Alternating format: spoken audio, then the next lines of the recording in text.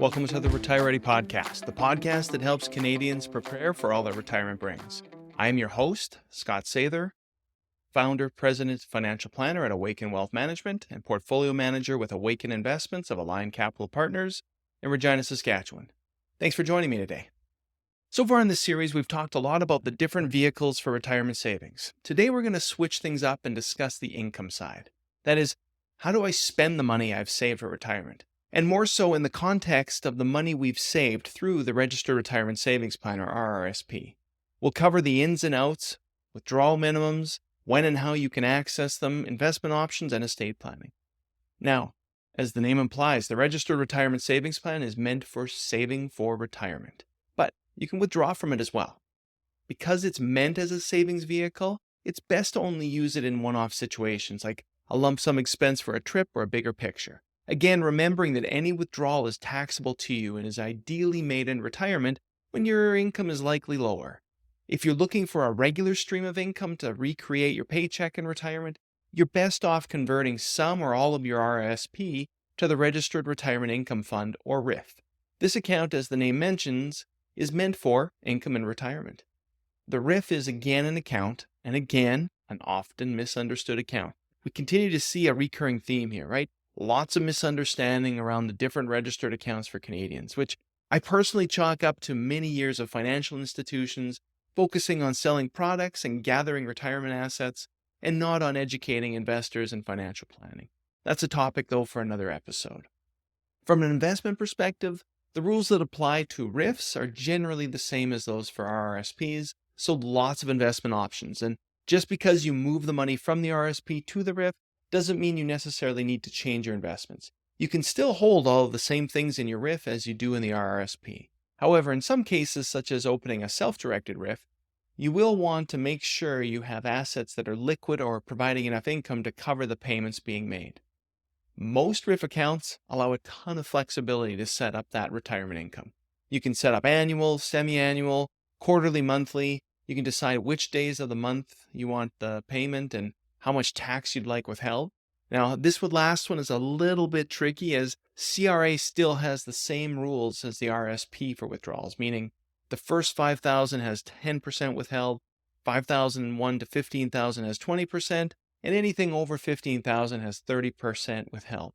But there are some strategies you can use to lower the taxes withheld, remembering that come tax time, you're going to have to pay whatever the actual amount of tax owing is. And if your net tax owing for the current year or the last two subsequent years is over $3,000, you may need to pay quarterly installments, which in my experience, most people, especially retirees, do not enjoy doing.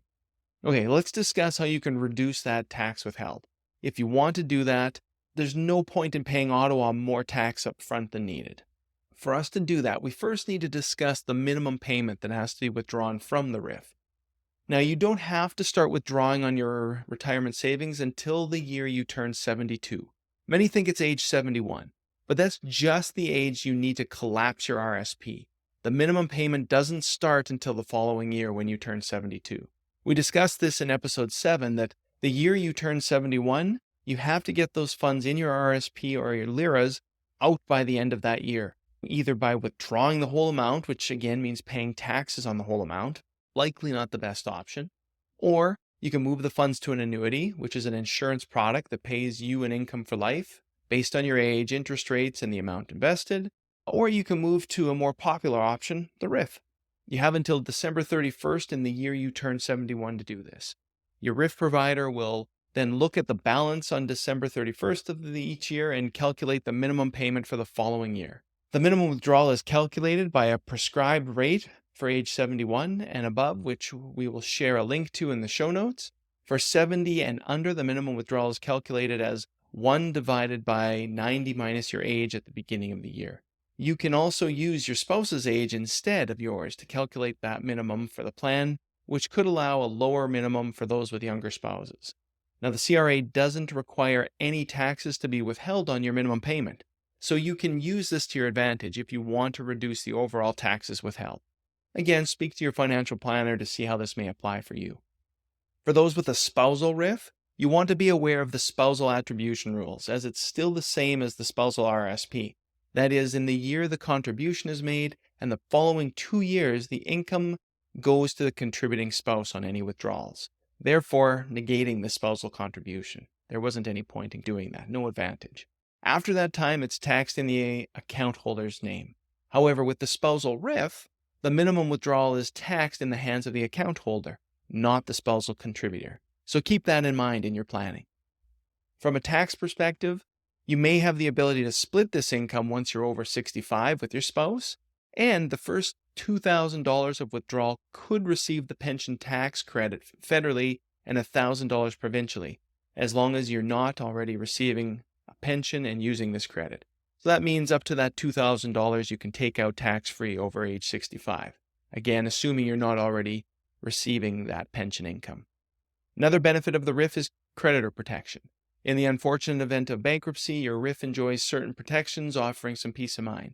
However, there may be some things to consider with this, so speak to your planner and lawyer to be sure. Just a reminder, converting to your RSP to a RRIF does not trigger any taxes. This means you can make the switch without worrying about any immediate tax hit. Just wanting to make sure I stress this point.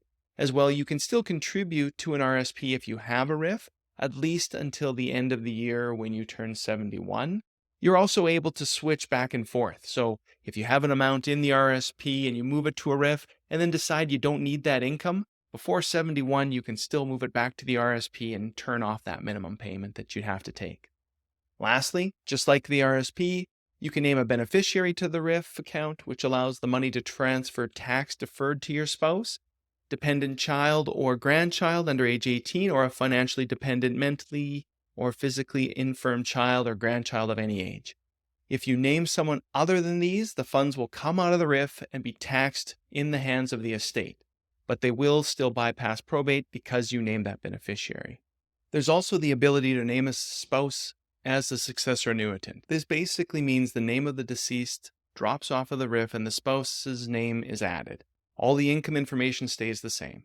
This enables them to take on ownership of the RRIF without the need of possibly setting up in their own account or having to transfer funds out of the account.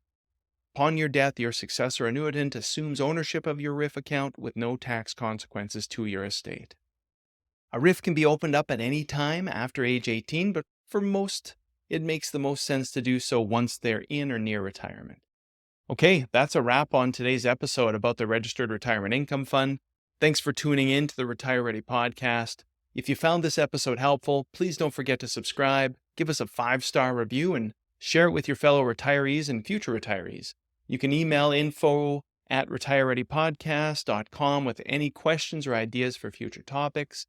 All of the links and resources in this episode, along with the show notes, can be found by visiting retirereadypodcast.com and going to the episode 10 page.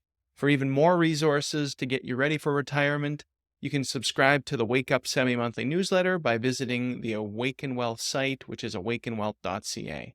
Thanks again for joining me today. I look forward to seeing you back on the next episode. Thank you for listening to the Retire Ready podcast.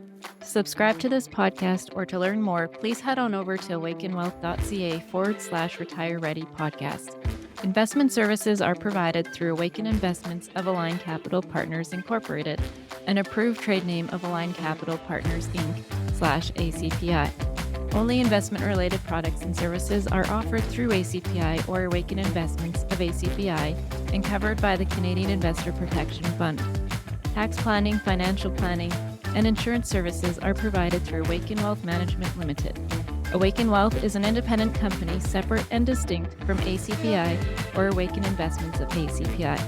Awaken Wealth are not licensed tax professionals, and you should consult with your tax advisor before acting on any recommendations.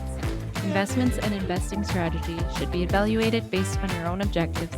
Listeners of this podcast should use your best judgment and consult a financial expert prior to making any investment decisions based on the information found in this podcast.